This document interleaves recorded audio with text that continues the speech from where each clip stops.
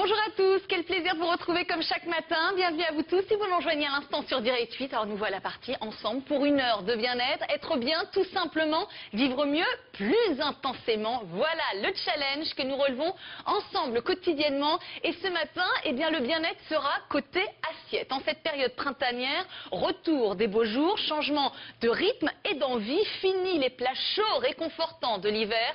Place à la légèreté et à la couleur. Salade, carottes nouvelles, fraises. Et si on en profitait justement pour manger davantage cru, vous allez voir, c'est qu'on a tout à y gagner. Une plus grande énergie, plus de vitalité et même une bien meilleure santé. Alors fatigue, constipation, allergie, êtes-vous sûr de manger suffisamment cru? Eh bien pour nous y inciter ce matin, vous allez voir un trio mais alors formidable. Alors eux, ils ont la pêche, la vitalité, l'énergie et même la santé. Tout d'abord Céleste Candido. Bonjour Céleste. Bonjour. Bonjour. Vous allez bien Céleste? Oui, très bien. J'arrive du Costa Rica. Je suis un peu en décalage horaire, mais en pleine forme. Ah mais oui, mais on n'en doute pas une seule seconde. Vous êtes naturopathe, l'auteur d'un livre consacré aux jeunes, l'ABC du jeune aux éditions Grancher. Vous voyez quelle mémoire, j'ai même pas les livres, mais on va le voir à l'antenne. On va voir la couverture à l'antenne. Également, voilà, formidable. Également à nos côtés ce matin, Odile Chabriac. Bonjour Odile. Bonjour Charlotte. Vous allez bien? Très très bien. Et vous? Ben oui, formidablement bien. Vous êtes naturopathe et l'auteur d'un livre consacré à l'alimentation. Les aliments qui rendent intelligent aux éditions Plomb. Bravo. Voilà. Ouais. Et enfin, Frédéric Mar. Bonjour Frédéric. Bonjour Charlotte. Alors, grand spécialiste de l'alimentation haute vitalité, à vos côtés, on va justement renouer avec le cru encore davantage en cette période de l'année, parce qu'il suffit d'aller sur les marchés pour s'apercevoir qu'il y a affluence. Alors, tous les trois adeptes du cru, ça signifie que pour vous, il n'y a pas un seul repas sans du cru à table? Céleste Candido? Oui, absolument. Ça représente au moins 80% de mon alimentation. Le matin, pour commencer, je ne mange que du cru. Je suis adepte de fruits et de graines germées le matin. Donc c'est 100% cru. Au déjeuner, je mets toujours un maximum de crudité avec un petit amidon. Et le soir, je mange du cru avec une protéine. Cru, souvent, j'adore le poisson cru, par exemple. Donc je mange beaucoup de cru. Odile Chabriac, le cru, ça fait partie de votre repas quotidien. C'est même l'introduction du repas. Oui, alors la mise en bouche. aucun doute. Moi, je suis pas aussi. Mais moi, j'habite pas au. Non, mais pas extrémiste, je dirais pas ça parce qu'au contraire, j'aurais envie, mais il y a les conditions de vie en ville, etc., qui font que. Céleste habite en Bretagne. Voilà, elle habite exactement au paradis. Voilà, donc ça aide. Nous, on est à Paris, donc c'est plus compliqué. Voilà, nous, on est à Paris et des fois, le midi, c'est un sandwich entre deux patients et mea culpa. Mais bon, en revanche, oui. Et dès que je sens que je suis un peu fatiguée, c'est vrai que je remets tous les curseurs au cru et là, j'ai refait le plat de graines germées, de fruits, de légumes. Mais effectivement, de toute façon, jus de légumes tous les jours, crudité tous les jours, mais sans.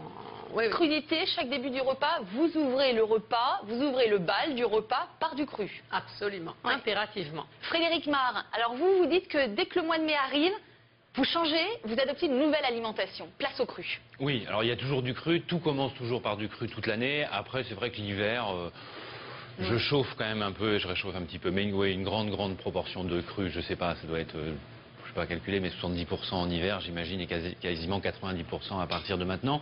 Et d'une manière générale, en tout cas, l'expérience du cru m'a amené à cuisiner maintenant complètement différemment. Donc même quand je cuis, je ne cuis plus du tout de la même manière. D'accord. Cuisson très légère, justement, ouais. Avant de passer à table, on va expliquer ce qu'est l'alimentation crue. Odile Chabriac, l'alimentation crue, c'est une alimentation qui n'est donc pas cuite, pas irradiée, pas transformée, c'est une alimentation à l'état brut.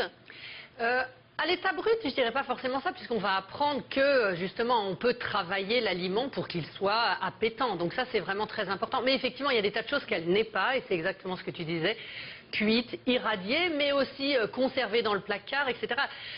Toi, tu utilises alimentation crue. C'est vrai que nous, on utilise alimentation vivante parce que ça veut bien dire que la vie, elle doit être protégée, préservée, et donc que je peux pas la garder 15 jours au frigo. Quoi. La vie, on doit la consommer tout de suite, ou sinon on est plus sur cette alimentation-là. Céleste Candido, l'alimentation vivante, c'est une alimentation, l'alimentation crue, c'est une alimentation vivante, on croque de la vie. Nous sommes vivants, on peut se construire qu'avec du vivant, de toutes les façons.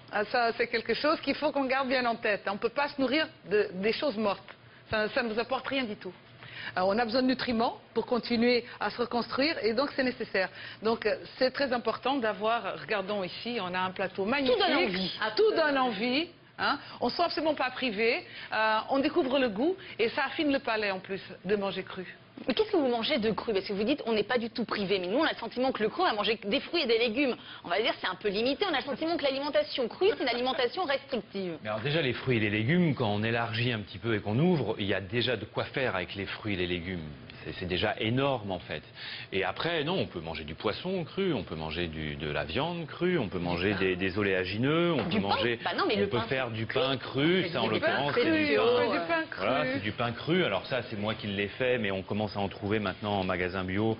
Voilà, ça s'appelle du mais ça remplace pas le bon pain avec non, la ça mie. je suis d'accord. Voilà, non, mais il y a des choses qui sont irremplaçables. Ah ben on n'est pas extrémiste, c'est bien ce qu'on disait. Il y a des choses, il y a certains. On peut mettre 10% choses dont on peut pas. Mais qu'est-ce qui vous a incité ou quel a été votre déclic du cru? Qu'est-ce qui vous a incité à manger davantage cru? Céleste.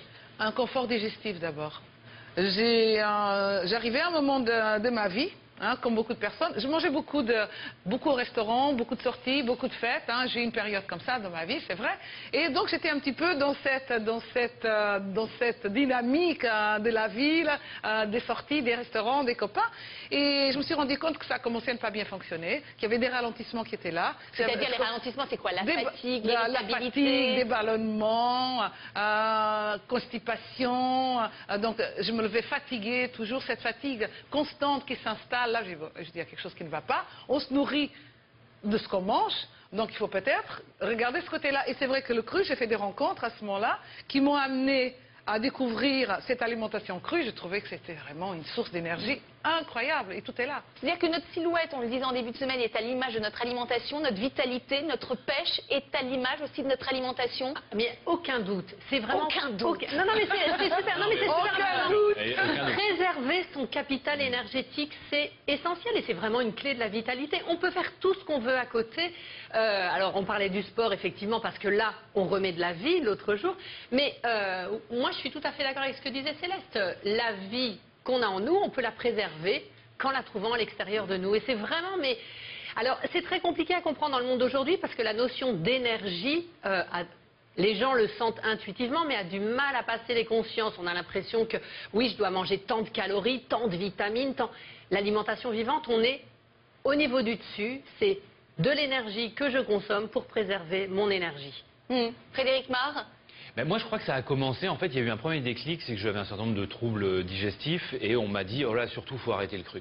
Ah, faut plus manger de cru. Ah oui, il y a des gens qui faut plus manger de cru, faut plus manger de cru. J'ai dit bon, bah, on va plus manger de cru. Et effectivement, ça a réglé un certain nombre de troubles digestifs, mais je m'y retrouvais pas. Je m'y retrouvais pas en termes d'énergie et je m'y retrouvais absolument pas en termes de plaisir aussi, parce que voilà, le cru en plus c'est bon, quoi.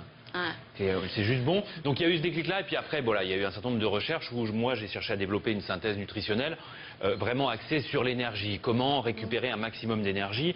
Et dès qu'on commence à étudier dans ce domaine-là, il est évident que l'énergie vient de l'énergie des aliments et de la densité nutritionnelle. C'est comment je mets dans mon organisme, dans un minimum de volume pour gaspiller un minimum d'énergie digestive, comment je mets dans un minimum de volume un maximum d'énergie. Et c'est dans le cru qu'on l'a. Plus on cuit, plus on dilue l'énergie et plus on est obligé de prendre des volumes importants qui apportent moins. Alors vous qui nous initiez justement à une alimentation saine, qui proposez des ateliers justement en faveur de l'alimentation crue, vous trouvez qu'aujourd'hui on ne mange pas suffisamment cru? On manque de cru dans notre assiette, dans notre alimentation du quotidien? L'alimentation transformée qu'on achète dans les supermarchés, tout est... Ça c'est mort, ça c'est de l'aliment mort. C'est cuit, c'est cuit. Moi je dis que c'est toujours la différence entre se nourrir et se remplir. Alors... Se nourrir, c'est de tout ça, et d'ailleurs aussi des gens avec qui on est en contact, d'un beau livre, etc. Ça nous nourrit. Et puis là, les gens aujourd'hui, ils sont en train de se remplir, et ça ne remplit pas... Parce qu'il y a une frustration aussi au quotidien, et qu'on va compenser avec la nourriture. Et qu'est-ce qu'on va faire? On va prendre un paquet de gâteaux, on va prendre un plat tout prêt, c'est simple, c'est pratique. On est en plus... Tout est faux. Beaucoup de choses, elles sont fausses, pas tout. J'exagère. Mais on ne donne pas importance aux choses qui ont de l'importance. On n'accorde pas du temps aux choses qui sont essentielles pour soi. Mais c'est vrai, on ne comprend pas, on est toujours en train de manger, on a toujours faim, on est toujours en train de grignoter. C'est parce que le corps n'est pas suffisamment rassasié sur un plan qualitatif, donc on remplace le qualitatif par le quantitatif. C'est la notion de calories vides et calories pleines. Donc une calorie vide, ça va être une calorie qu'on va manger dans un repas à gastronomie rapide. Mais c'est-à-dire où c'est juste plein de calories et en plus elles sont vides, c'est-à-dire qu'elles n'apportent rien de bénéfique au corps. Et puis, à la différence, dans cette alimentation alors dite vivante, qui est une alimentation et un moyen de préparer les aliments aussi assez spécifique, l'objectif c'est de faire que toute calorie ingérée apporte de la vitalité, des enzymes, des vitamines, de tout ce qu'il faut. Donc cette calorie, elle est bénéfique à 100%. Et on n'a pas faim. Ça prend un certain temps à digester le cru, quand même. Ça prend un certain temps à digérer. L'alimentation trop cuite que nous achetons se digère très rapidement, vous apporte que du sucre, vous fait monter la glycémie, vous donne faim derrière.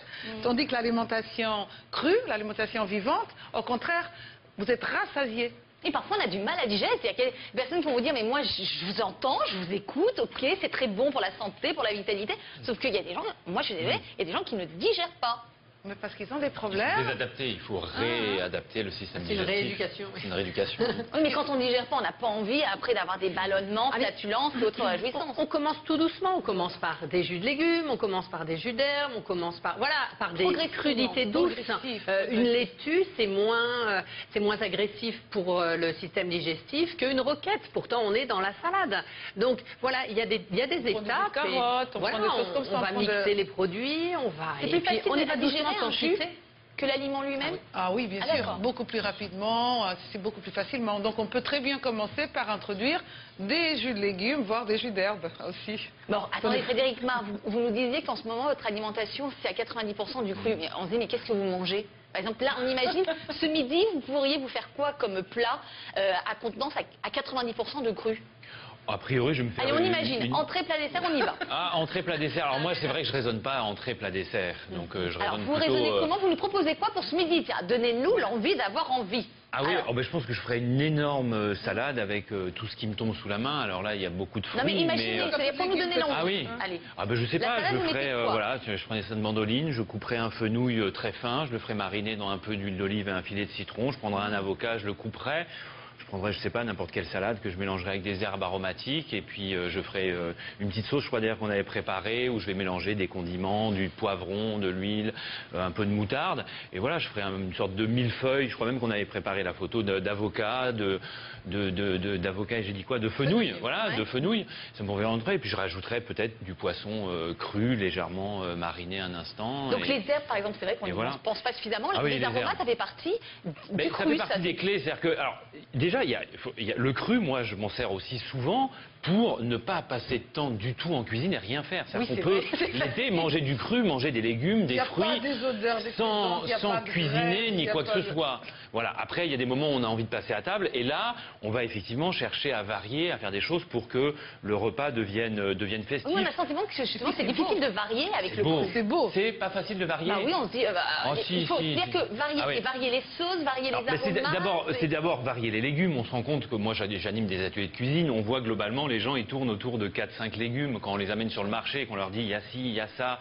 Il y a une variété de légumes absolument extraordinaire et si on suit les saisons, c'est sans fin, c'est sans fin. Et je veux dire, la plupart, quasiment tous les légumes peuvent se manger